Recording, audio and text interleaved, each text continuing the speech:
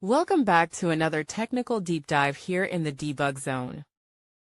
Today we're tackling a big question and breaking it down with insights from other users. Hopefully this clears up some misconceptions and helps you get the answer you need. So buckle up, stay a little curious, and let's jump right in.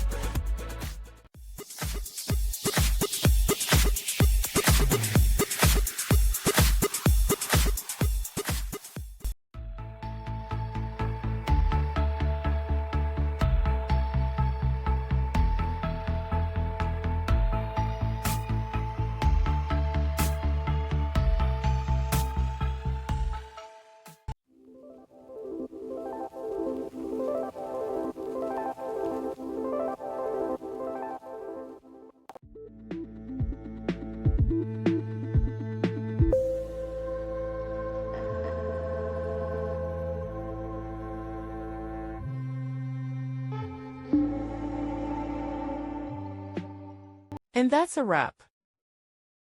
I hope you found the answer you were looking for. If you did, take a second to hit that subscribe button. It really helps out.